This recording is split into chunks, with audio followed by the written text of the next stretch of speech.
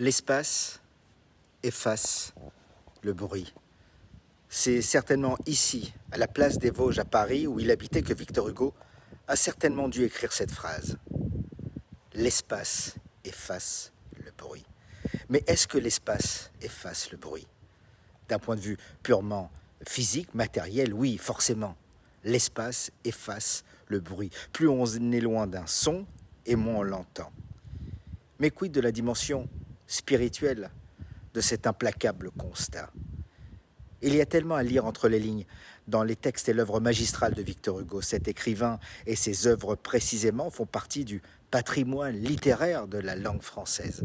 Ses œuvres sont très connues, mais ce qui est moins connu, ce sont ses accointances à Victor Hugo avec la communauté juive. Oui, ce grand philosémite était un défenseur acharné des Juifs. L'espace efface le bruit. C'est peut-être l'un des vers les plus marquants de toutes les proses écrites par Victor Hugo et peut-être le plus important pour lui, certainement, tant il a été amené avec virtuosité pour apporter la conclusion à l'un de ses plus grands chefs-d'œuvre de l'écriture. Ce vers est tiré des Djinns, un poème peu connu extrait de son recueil Les Orientales qu'il a dû peut-être même écrire ici dans sa maison, là, place des Vosges, et qui évoque les démons et par extrapolation tous les démons. Ça commence comme ça, c'est très calme. Murs, villes et ports, asile de mort, mer grise où brise la brise, tout dort. Chut, il n'y a pas de problème, tout va bien. Et il poursuit avec un événement, un bruit qui vient fendre le calme. Et donc il continue son poème comme ça. Dans la plaine est un bruit, c'est l'haleine de la nuit. Elle brame comme une âme qu'une flamme toujours suit. C'est comme ça qu'il commence l'un de ses plus géniaux des poèmes, Victor Hugo. Le plus génial des poèmes est celui qui véhicule le plus de notions des croyances monothéistes en général et du judaïsme en particulier. Eh oui. Ce poème est incroyable. D'abord par la virtuosité dans le choix des mots sélectionnés pour la sonorité de leurs syllabes et qui claquent et qui glissent suivant ce que ces mots expriment, en les imageant, ces mots qui prennent leur consistance jusque dans leur son. Victor Hugo n'avait pas 30 ans quand il a publié ce poème, Les Djinns. Il poursuit comme ça. La voix plus haute semble un grelot d'un nain qui saute, c'est le galop. Il fuit, s'élance, puis en cadence sur un pied danse au bout d'un flot. La rumeur approche, l'écho la redit. C'est comme la cloche d'un couvent maudit, comme un bruit de foule qui tonne et qui roule, et tantôt s'écroule, et tantôt grandit. C'est les seins des djinns qui passent. Les djinns, ce sont les jnouns, les mauvais esprits de la nuit, les démons, ceux qui ravagent tout sur son passage. Cette métaphore est bel et bien aussi celle de la médisance. Les mots qui tuent déguisant en démons, le mal et les mots M-A-U-X de nos sociétés les moins visibles, les mots qui font mal, les mots lancés, colportés sans pouvoir les arrêter, les mots dans l'air, les mots aujourd'hui lâchés lâchement sur les réseaux sociaux, écrits qui prennent en pâture ceux qui se trouvent sur sa trajectoire, qui consument leur proie et qui ravagent tout sur son passage sans discernement. La rumeur, peu importe qu'elle soit fausse ou qu'elle soit vraie, la rumeur approche. L'écho la redit comme la cloche d'un couvent maudit. Elle approche, la rumeur, avant la tempête qu'elle va provoquer.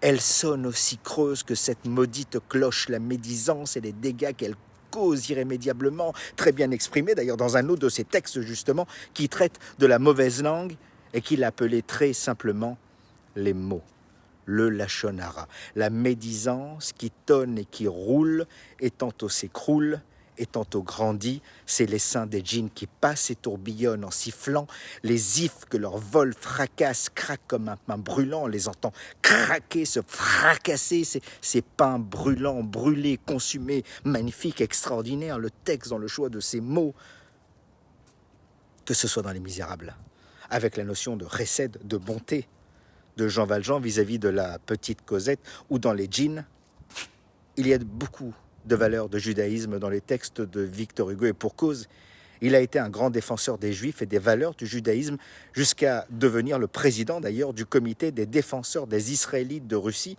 en 1882, au crépuscule de sa vie, s'insurgeant contre les pogroms, contre les Juifs, en dénonçant une régression de l'humanité par ces actes démoniaques-là, ces pogroms.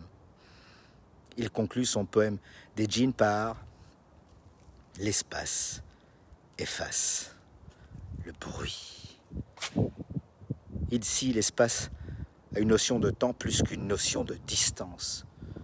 Le bruit, c'est la peine, c'est les joies, les fracas, les traumatismes, les souvenirs. En d'autres termes, le temps passe et on oublie. Le temps passe et on oublie, certes. L'espace efface le bruit, mais le bruit qui est en surface simplement. C'est le message de Victor Hugo qui était, paraît-il, très poreux au Talmud, très sensible au sort des Juifs. L'espace efface le bruit est une invitation à oublier pour surmonter la folie meurtrière des esprits malfaisants qui s'expriment dans des actes de guerre à l'origine des pogroms. Oublier ces horreurs déversées par ces djinns-là, des horreurs inoculées derrière des claviers aujourd'hui. Victor Hugo nous invite à oublier et à aller de l'avant. L'espace ici doit effacer le bruit des choses et des événements qui doivent être surmontés ou simplement ignorés et laissés filer comme on entend s'essouffler le vent ou laisser passer ces djinns malfaisants pour continuer à vivre normalement, continuer d'exister. Tout simplement parce que le peuple juif précisément, il n'y a aucun espace qui peut effacer certains bruits.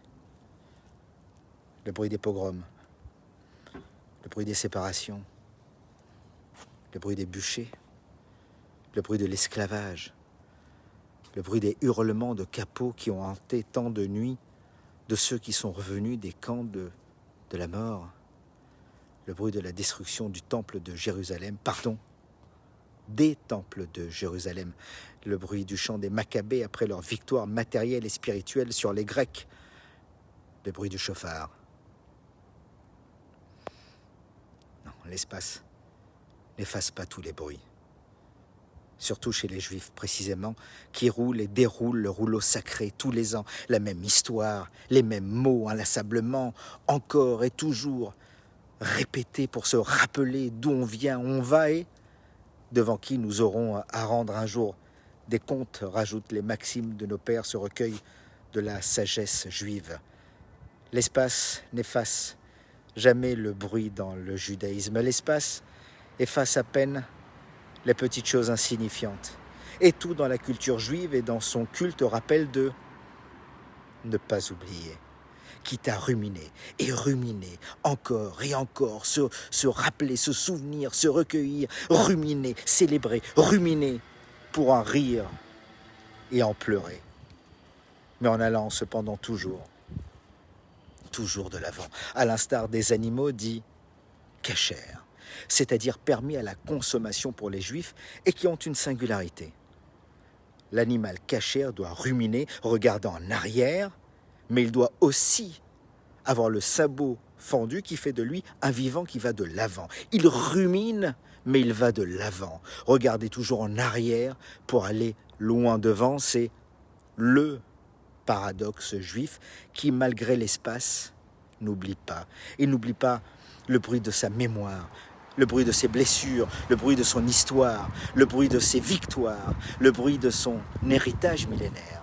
Et dans cet héritage millénaire, il y a l'amour. Il y a l'amour, évidemment, mais il y a aussi et surtout l'humour qui nous ramène à cette blague juive qui résume bien l'esprit et le déroulé de toutes les commémorations de ces bruits devenus des fêtes que l'on célèbre et qui peuvent se résumer ainsi. Ils ont voulu nous exterminer, Dieu nous a sauvés. Allez, allons manger. Que ce soit des galettes à Pâques, des beignets à l'huile à Hanouka ou encore un festin à Pourim, tout est prétexte à ruminer et à aller de l'avant.